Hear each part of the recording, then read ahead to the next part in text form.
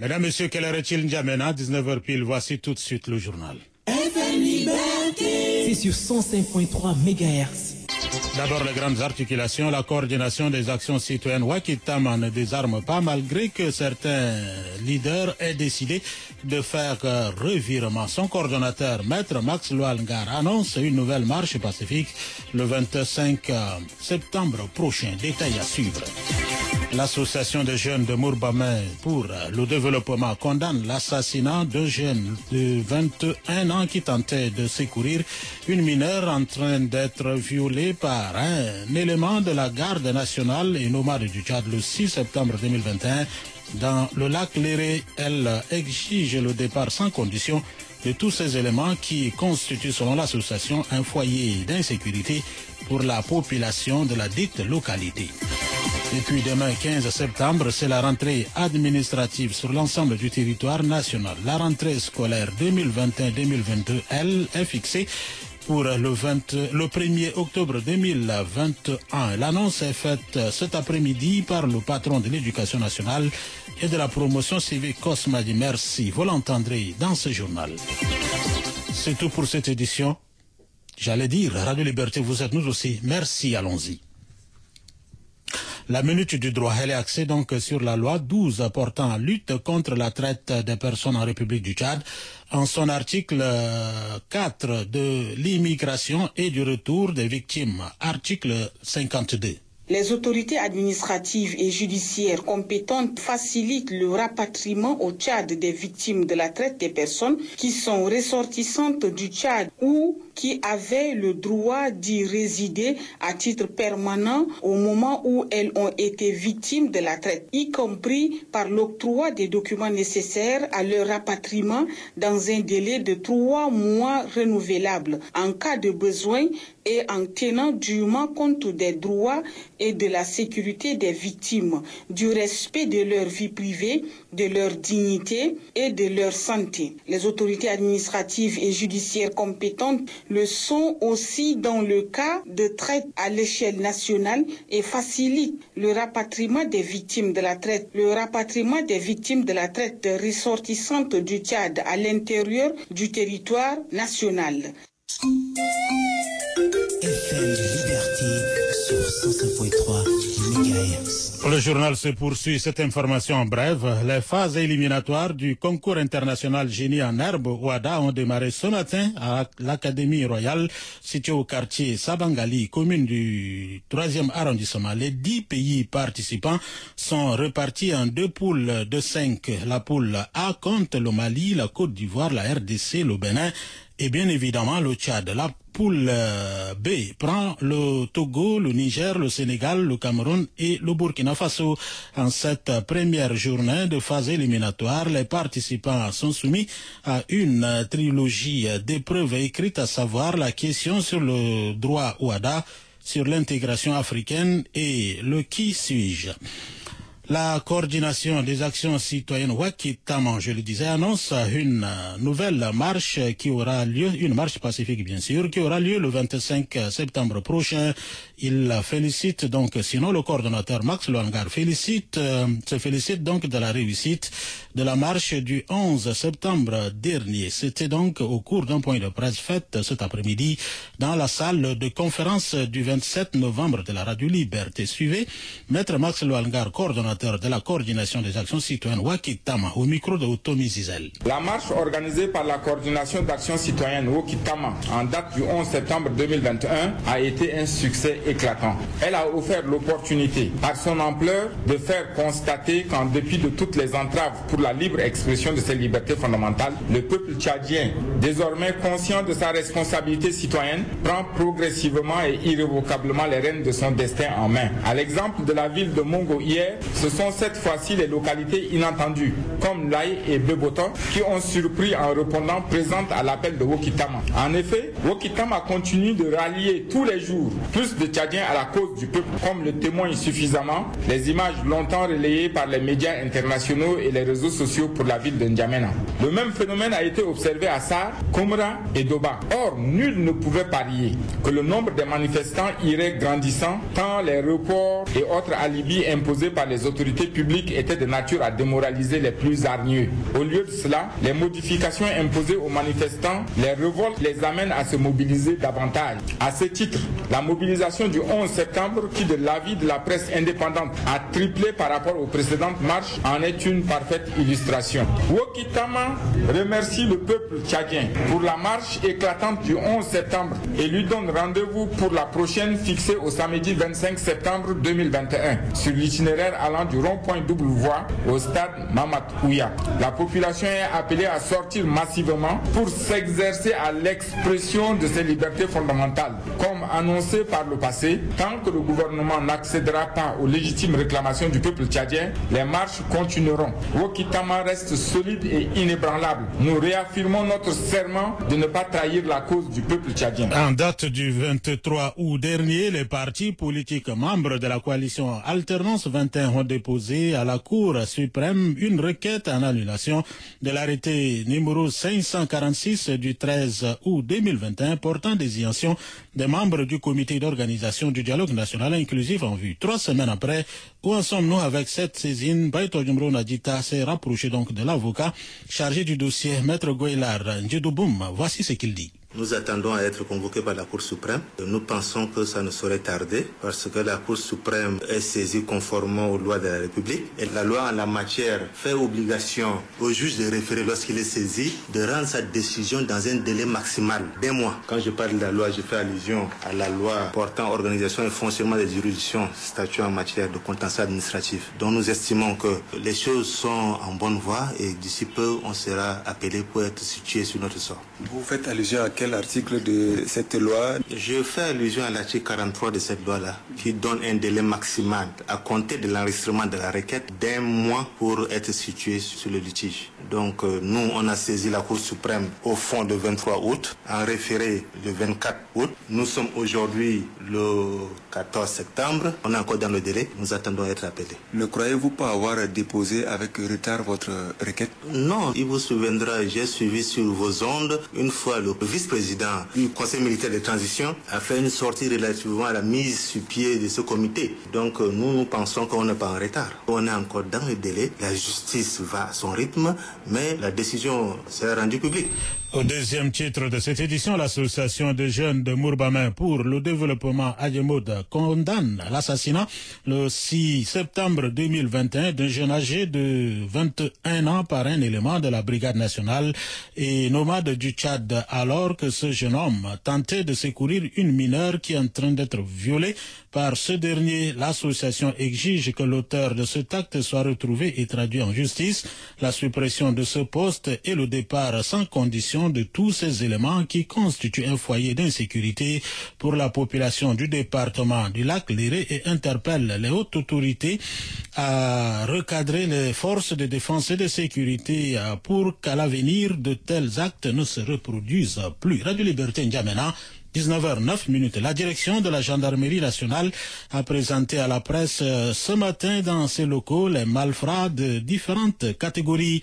C'était en présence du directeur national, sinon du directeur général de la gendarmerie et son staff. Les détails avec le porte-parole de la gendarmerie, le colonel Abakar Abdraman Agar, au micro de Alandixem Binde Emmanuel. Nous avons 12 personnes retenues pour différentes infractions. Nous avons 25 motos, soit par manque d'immatriculation, soit par manque de pièces. Nous avons un véhicule de HCR volé ici en N'Djamena à Koundoul devant un hôtel à 2 heures du matin. Grâce à la vigilance de la gendarmerie, arrivé au Nord Canem, le directeur général de la gendarmerie a eu l'information et il a envoyé les gendarmes pour chercher le véhicule qui est présentement devant nous. Une bonne quantité aussi de drogue. Voilà ce qui est aussi devant nous. Parmi les personnes, il y a 3 trafiquants de drogue, 5 personnes, dont 4 trafiquants de stupéfiants, toujours par un délit, et un voleur de moutons. Au moment où les gens dorment, lui il s'introduit dans les parcs pour enlever les moutons d'autrui, il les vend au boucher.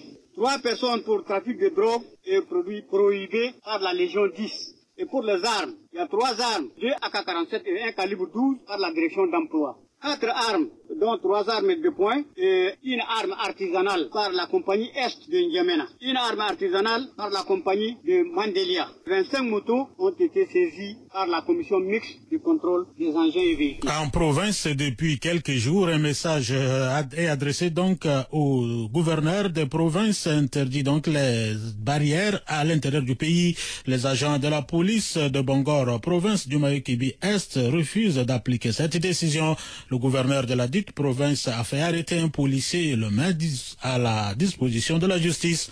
La correspondance de Nekasoa Tchanlodan. Violation du message interdisant les barrières à l'intérieur du pays dans le Mayo-Kibi Est. Le gouverneur interpelle un policier indélicat. Ce dernier s'est pointé sur l'axe principal pour arnaquer les passagers. Malheureusement pour lui, il arrête les véhicules dont les occupants ont sur eux les 10 messages. Les policiers dessirent les messages et les jettent à la figure du propriétaire du document. Le gouverneur est saisi, arrêté, cet exemple est présenté à sa hiérarchie et la presse. Le gouverneur Mamad Zen Aladjeya pique une colère en face des responsables de sécurité. Nous avons largement répercuté le terme du message numéro 14/PCMT/2021 du 6 septembre 2021. Les agents de police indélicats se sont positionnés sur les différents axes et ont perturbé d'une part la circulation et ont indisposé également les usagers de la route avec l'intention donc de les arnaquer. C'est que le terme du message du résident Conseil militaire de transition interdisait formellement. Plus encore, il nous a été rapporté que l'agent de police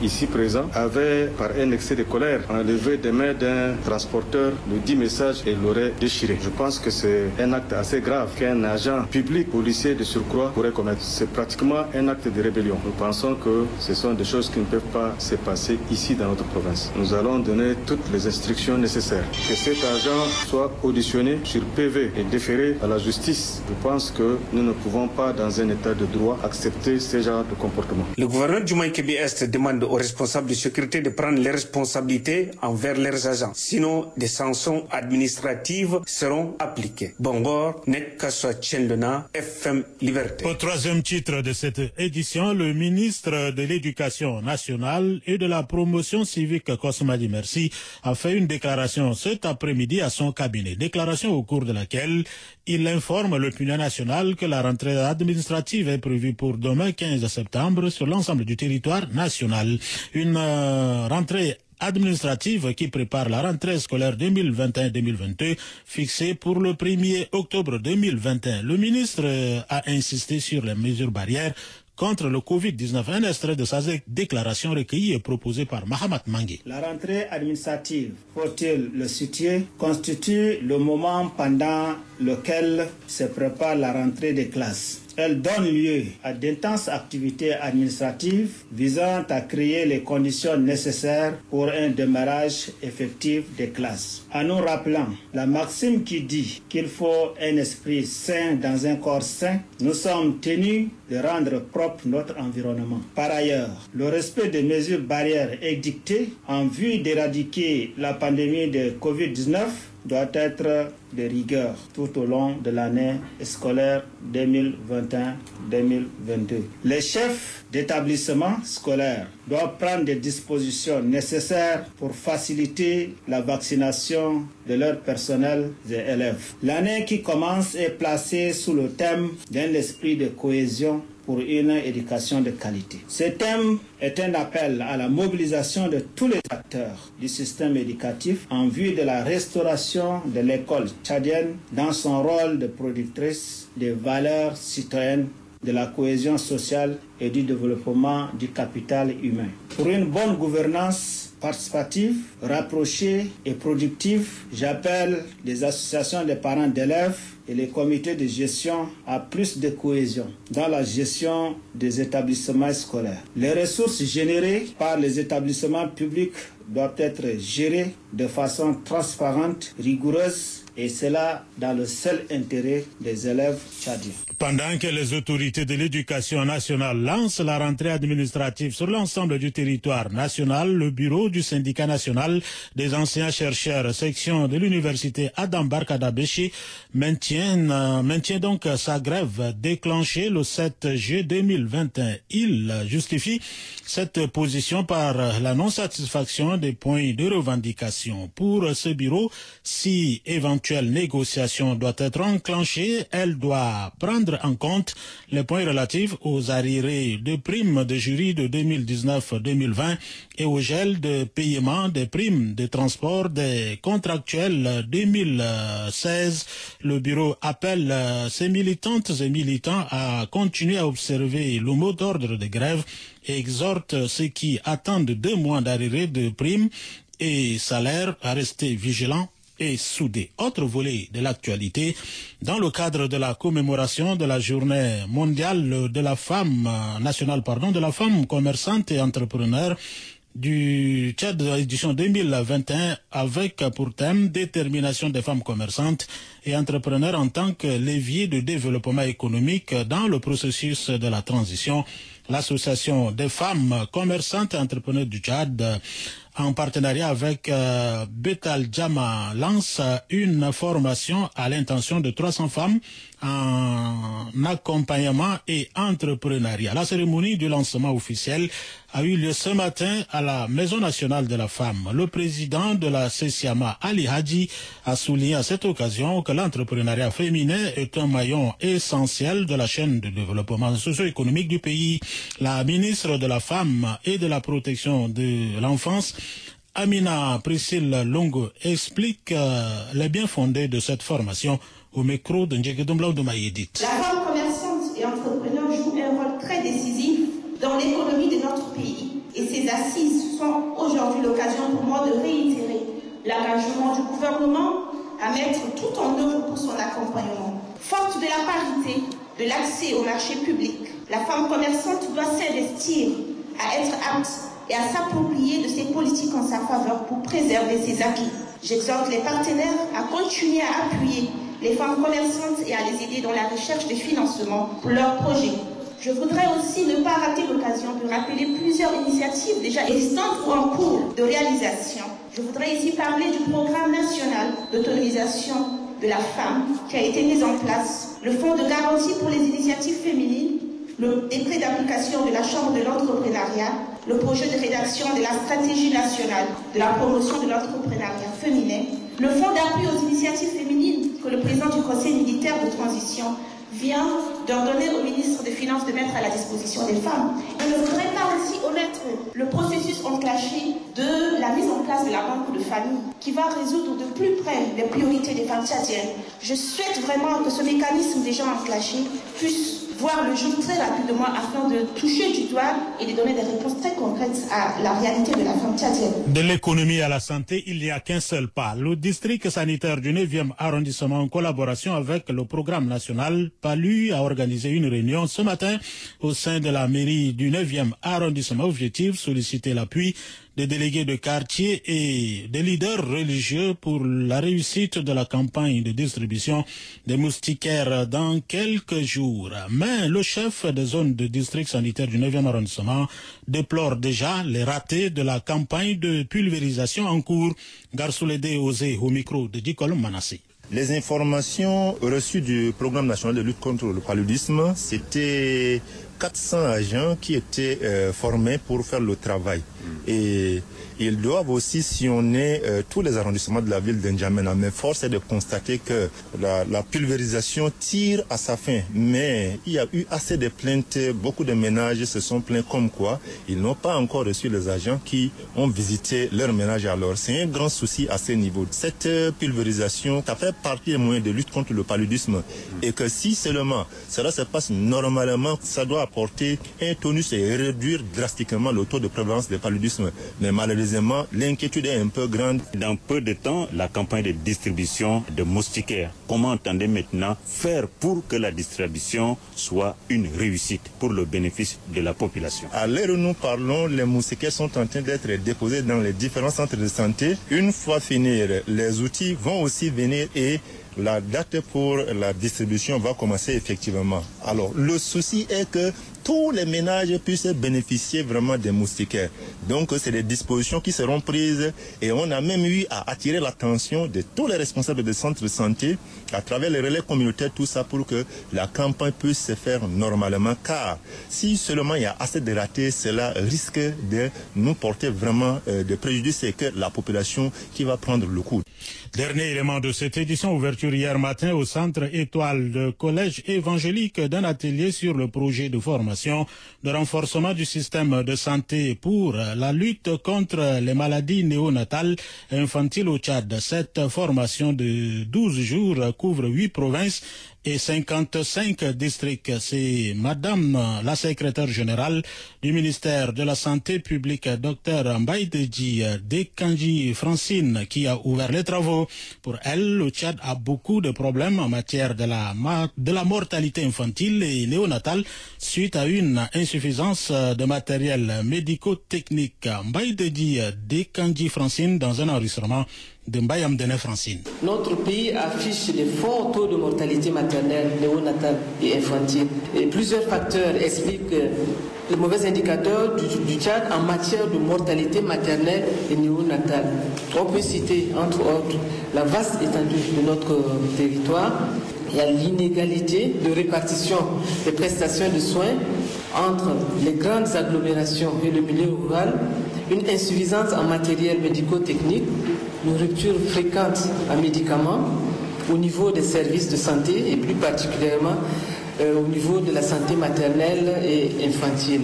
Pour relever ces défis, le pays s'est engagé à fournir des efforts considérables pour atteindre les objectifs de développement durable. Dans ce contexte, l'approche financement basée sur la performance apparaît comme une approche de financement du système de santé permettant d'améliorer durablement la qualité et la quantité des prestations de soins au bénéfice des populations, en particulier les plus vulnérables.